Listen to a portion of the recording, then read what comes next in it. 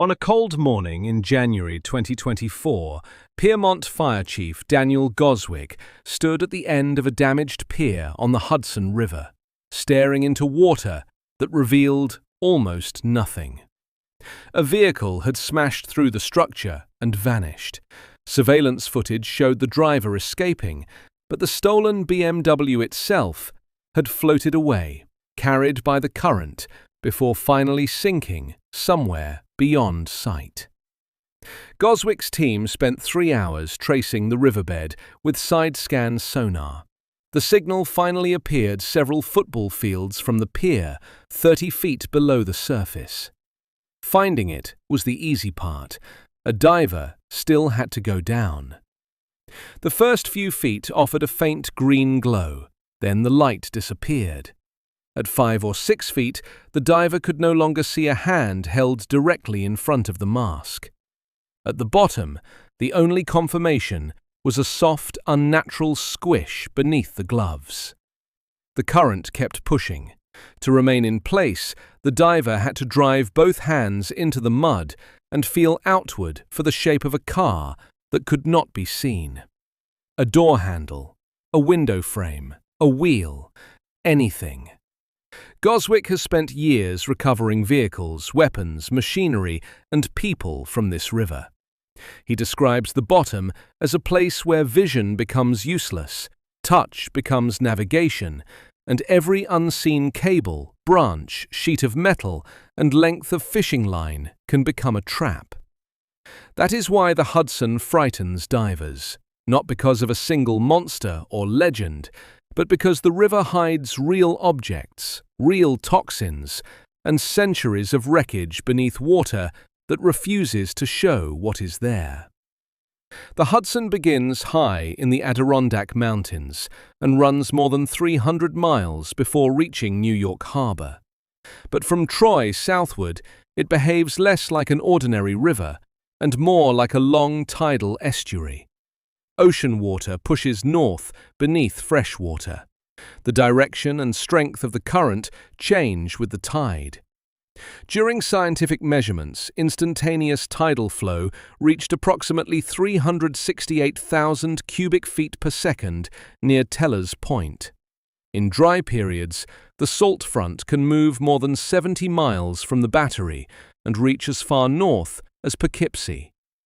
A diver may enter what appears to be a south-flowing river and discover that the lower water is moving differently from the surface. Add suspended sediment, industrial debris, shipping traffic, cold water, abandoned cables, collapsing structures, and an archaeological record 4 centuries deep, and the river becomes something closer to a moving blackout. Sonar surveys have already marked hundreds of unidentified shapes. Some are geological, some are wrecks. Some remain unexamined because putting a human being beside them is simply too dangerous. Quick second. I spend a lot of time separating documented history from stories that merely sound frightening. If that kind of investigation is landing for you, subscribe. It costs 1 click, and it helps more than you might expect. Now let's go beneath the surface. The first secret. The bottom has no horizon. When the Piermont dive team entered the water after the stolen BMW, the divers were not swimming toward an object they could see. They were descending toward coordinates produced by sonar, tethered to people above them, knowing that the target could be only inches away before they touched it. Below the shallow surface layer, visibility collapsed to essentially zero. The bottom announced itself not as a landscape, but as pressure against the diver's knees and a soft layer of sediment closing around the hands. That darkness is partly created by the Hudson's suspended material. The estuary constantly moves fine sediment, especially in zones where fresh and salt water meet. Researchers studying Hudson sediment transport describe a system in which particles are carried, deposited, and resuspended by tidal energy. Navigation channels require repeated dredging because the river keeps rebuilding its bottom. One careless fin movement can lift a cloud of silt and erase whatever limited visibility existed seconds earlier. Now imagine working there by touch. You cannot see whether your air hose has crossed a broken railing. You cannot see the jagged metal beside your shoulder. You cannot see the current bending your line around a piling. Professional public safety divers train for exactly this environment, yet training does not remove the fundamental problem. The river can change around them faster than they can understand it. Scientists can measure turbidity, flow, oxygen, and salinity every 15 minutes, but no instrument can guarantee what a diver will encounter within the next 3 feet. The darkness is not empty. The darkness is crowded. The second secret. Hundreds of wrecks have no names. Underwater archaeologist Daria Merwin and researchers working with Hudson River historical institutions have examined sonar records containing roughly 300 anomalies that may represent shipwrecks. Think about what that number means. Not 300 confirmed vessels with plaques and museum files. 300 shapes, shadows, protrusions, and buried forms that require interpretation. Some have recognizable hull lines. Others appear only as a raised section of bottom with a dark sonar shadow behind it. Shipwreck explorers Jim Kennard and Dick Duncan once scanned an area near Saugerties using high-resolution sonar. Within only a few hours, they located 7 abandoned wrecks. The machines could reveal outlines that a camera could not. Strong current and opaque water made ordinary visual inspection impractical, so the wrecks appeared first as electronic ghosts, long pale forms on a screen, each lying where no vessel should be. The Hudson River Maritime Museum describes the riverbed as an extraordinary repository of vessels, spanning roughly 4 centuries of commerce, war, transportation, and industry. Barges carried bricks, sloops moved produce, ferries crossed through ice and fog. Steamships burned, collided, grounded, and disappeared. Yet for many sonar targets, there is no confirmed name, no crew list, no final cargo manifest, and not a single surviving line explaining why the vessel rests there. Researchers can estimate a wreck's length and construction, but sediment may hide identifying features beneath several feet of mud. The official answer remains unfinished. Some targets are probably ships, but until they can be safely examined, no one can say which ships. How many disasters are lying beneath the Hudson without a name? The third secret. The mud itself is contaminated. From the late 1940s until 1977, General Electric facilities at Hudson Falls and Fort Edward discharged polychlorinated biphenyls, or PCBs, into the upper Hudson watershed.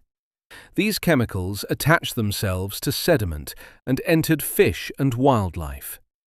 Decades after the discharges ended, investigators continued finding PCBs in water, sediment, and living organisms. The contamination did not simply travel away. Much of it settled into the riverbed, exactly where recovery divers place their hands. In 2002, the Environmental Protection Agency ordered targeted environmental dredging across a 40-mile section of the upper river. The project ultimately removed approximately 2.65 million cubic yards of contaminated sediment. Picture a football field covered in material more than 1,200 feet deep. That is roughly the volume crews excavated, processed, transported, and disposed of. and yet federal and state monitoring continues, because dredging cannot lift every contaminated particle from a tidal system that constantly moves sediment. The discovery moment here was not one dramatic dive. It unfolded through samples pulled from the bottom, fish tissue analyzed in laboratories, and water tested year after year. Investigators found exceedances in multiple sections of the river and across repeated sampling periods. A federal natural resource injury report concluded that surface water had been injured by PCB exposure, and that those injuries were expected to continue into the future. Scientists know what the chemical is. They know where much of it came from. What remains unresolved is how long the river will keep redistributing the legacy buried in its sediment. For a diver, that creates a disturbing reversal. The mud is not merely something that hides the danger. The mud may be part of the danger. The fourth secret. The current can change its mind. A Hudson diver can plan an operation around a tide table, enter during a period of weaker flow, and still encounter water moving differently at depth. This is an estuary, where denser salt water pushes inland beneath lighter fresh water. Wind, river discharge, gravitational circulation, and tidal timing all influence what happens below the surface. During drought, salt can travel far upstream. During high flow, fresh water forces it south. The boundary is never a permanent line. It breathes back and forth through the river. Researchers discover these shifts by making instrumented boat runs, lowering sensors, and recording chloride concentration, conductivity, temperature, and depth. The data reveal a layered system that can move enormous volumes of water in opposite phases over the course of a day. At Teller's Point, measured instantaneous tidal flow has reached 368,000 cubic feet per second. That is more than 2.5 million gallons moving past every second. Now place a diver on the bottom beside a wreck. The surface tender feels tension on the line and assumes the diver is moving. The diver may actually be stationary, holding the mud while the water bows the tether sideways. If that line passes around a beam, axle, cable, or tree limb, the current tightens the obstacle like a knot. Hydrologists can model broad movement and predict tides, but the exact flow around an individual wreck depends on its shape, orientation, sediment buildup, and nearby bottom contours. No chart can describe every eddy behind every hidden object. The river does not need to overpower a diver in open water. It only needs to press one line against one unseen piece of metal. The fifth secret. The river keeps entire machines. When Chief Goswick's team located the stolen BMW, sonar placed it 30 feet down and far from the point where it entered. The vehicle had floated because its airbags deployed, then drifted before filling and sinking. By the time divers reached it, the car was no longer evidence sitting on a road. It was a several thousand-pound object resting in darkness, with doors, glass, suspension parts, and cavities that could snag equipment. Cars are especially dangerous underwater because they create false openings. A diver can feel a window and mistake it for safe access. A deployed airbag may hang like fabric in the cabin. Seatbelts, wiring, and fractured trim become entanglement hazards. Mud fills footwells.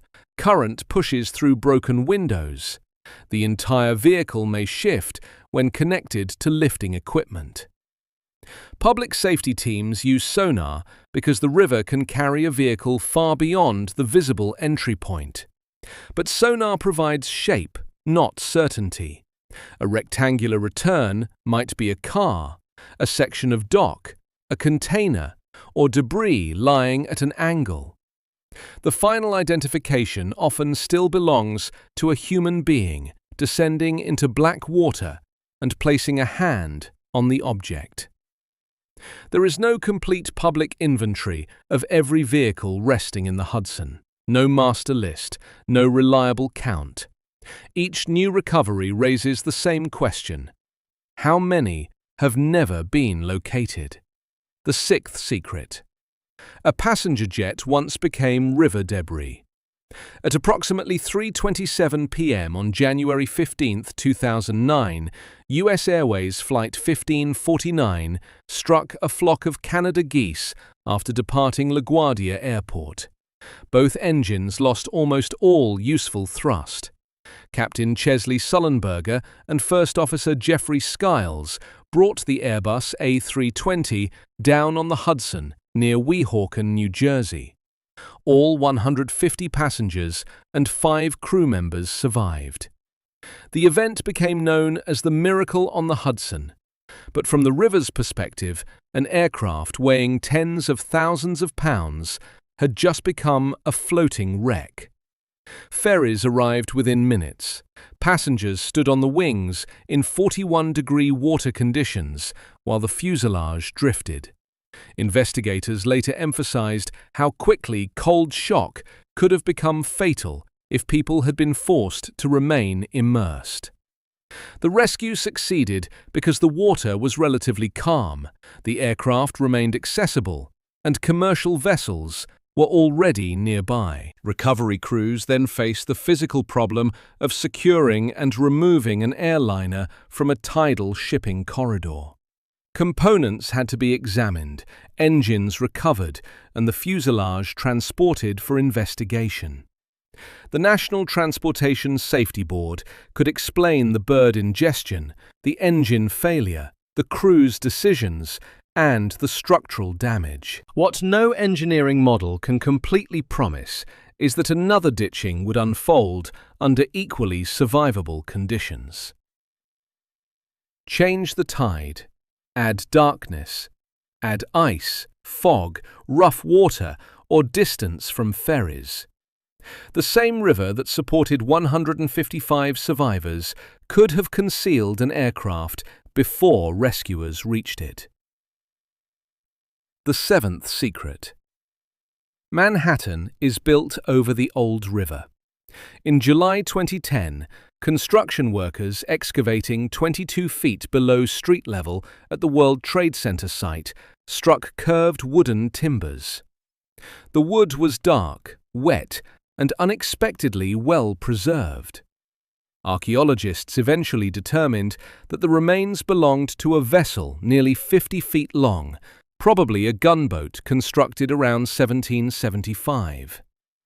More than 600 timbers and approximately 2,000 associated artifacts were recovered.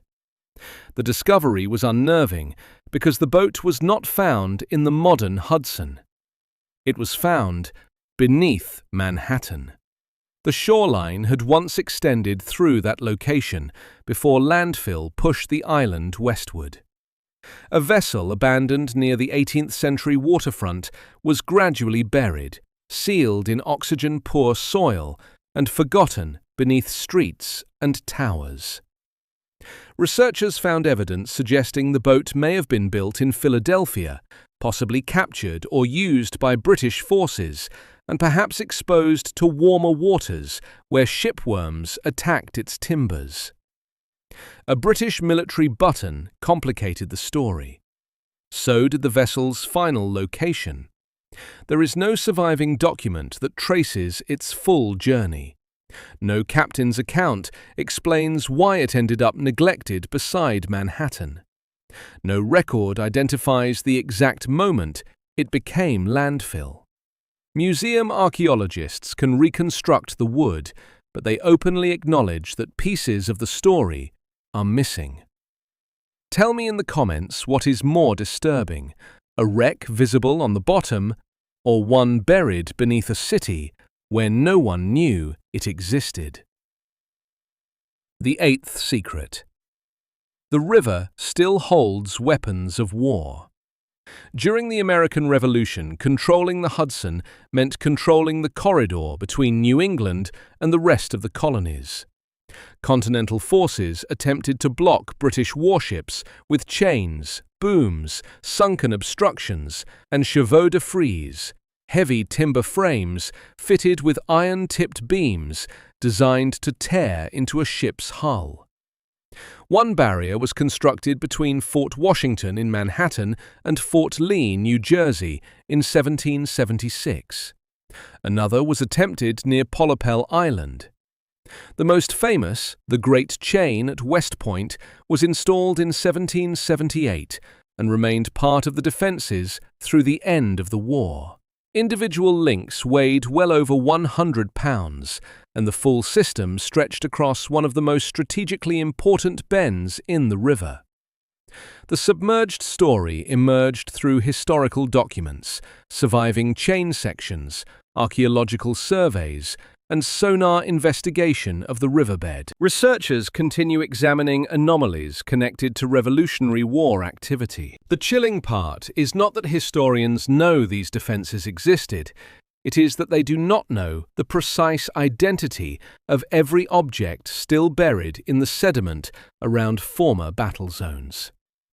Timbers decay, iron concretions merge with stone. Wreck fragments settle into mud until an engineered weapon resembles a natural ridge. Modern sonar can show shape and shadow, but it cannot always distinguish a defensive structure from a wreck or a geological feature without closer inspection. The river was deliberately filled with objects meant to destroy ships. More than 2 centuries later, some of those areas remain difficult to investigate directly. What else was sunk there on purpose and never removed? The 9th secret. The shoreline hides unstable ruins. Stand beside the Hudson at low tide, and you may see rows of dark pilings rising from the mud. They are remnants of industries that once depended on the river: ice houses, brickworks, ferry landings, rail connections, warehouses, quarries, and shipping terminals. Above water, a ruined pier looks motionless. Below water, it may be a maze. Investigators encounter these structures when a collapse, collision, or sonar scan reveals what remains beneath the surface. Timber piles can rot internally while appearing solid outside. Steel fasteners protrude. Sections of decking fall and settle at angles. Cables and pipes remain after the buildings they served have vanished. Current scours holes around pilings, creating sudden depth changes beside them. The Coast Guard continues publishing navigation warnings for hazards in the Hudson, including construction areas, shoaling, cables, wrecks, and other obstructions. These notices change because the bottom changes. Sediment moves, structures fail, debris migrates. Even mapped hazards can become differently exposed after storms or dredging. Engineers can survey a pier and calculate load. Hydrographers can map the surrounding bottom, but once a structure begins collapsing into opaque tidal water, no agency can instantly account for every board, bolt, cable, and section of rail. A diver entering that zone may be moving through the skeleton of a building whose floor plan no longer exists. The 10th secret. Sonar sees things humans cannot reach. Jim Kennard and Dick Duncan's survey near Saugerties demonstrated the strange imbalance between modern detection and human access. High-resolution sonar found 7 wrecks in only hours. The screen showed hulls where the naked eye saw only brown water. Yet the same current and visibility that concealed the wrecks also made direct examination difficult enough that cameras and divers could not simply descend and identify them. This is the modern Hudson paradox. Technology has made the riverbed more visible, while reminding us how inaccessible it remains. Side-scan sonar sends sound outward and records the strength of the return. A wreck produces a bright shape and a dark acoustic shadow. From that image, researchers can estimate length, beam, orientation, and whether parts of the hull stand above the bottom. But sonar cannot read a nameplate hidden beneath sediment. It cannot open a cargo hold. It cannot tell whether a dark line is rope, cable, or a collapsed mast. Archaeologists must compare each target with historic maps, shipping records, insurance files, newspaper reports, construction style, and known loss locations. Sometimes the dimensions match several possible vessels. Sometimes no documented loss matches at all. That absence matters. No name, no confirmed date, no recorded crew, not a single line explaining the sinking. The professionals are not claiming every anomaly is mysterious. They are saying the evidence remains incomplete. The sonar shows that something is there. History does not always say what. Would you descend to settle the question, knowing that the object may be wrapped in lines you cannot see? The 11th secret. The river never stops rearranging the evidence. The Hudson's bottom is not a sealed museum floor. It is active sediment under active water. Floods deliver material from upstream. Tides move it back and forth. Ship propellers disturb it. Dredging removes it. Storms expose objects that were buried and bury objects that were exposed. A wreck mapped in one decade may appear differently in the next. Researchers studying suspended sediment note that the Hudson's freshwater reach supplies material to the estuary, while the estuarine turbidity maximum traps and redistributes particles. In plain language, the river sorts its own evidence. A hull can fill with mud until only a rib remains visible. A piece of machinery can disappear beneath the bottom. A scour hole can expose part of a wreck that no living person has seen. That is how discoveries happen. A bank collapses, water recedes. A sonar survey crosses a slightly different line. A construction crew digs where the old shoreline once stood. A fisherman's gear snags something too heavy to move. For one instant, an object returns to the human world. Then the river begins covering it again. Scientists can model sediment transport, but they cannot reconstruct the precise movement of every artifact over hundreds of years. Archaeologists can document what becomes visible, but they cannot preserve every site from erosion, looting, collision, and decay. The Hudson contains a record of war, immigration, industry, disaster, pollution, and ordinary work. But the pages are loose, layered, and constantly being shuffled. That may be the darkest truth about the Hudson River. The terror does not come from a supernatural creature waiting below the surface. It comes from understanding how much documented history can occupy the same black space around a diver's body. A diver reaches the bottom and feels mud. Beneath that mud may be a brick barge, a military obstruction, an automobile, a 19th century ferry, a contaminated sediment layer, a collapsed pier, or a vessel whose disappearance was never accurately recorded. The diver cannot stand back and see the scene. There is no wide shot. There is only one gloved hand moving a few inches at a time. Behind that hand, the current is pulling on the tether.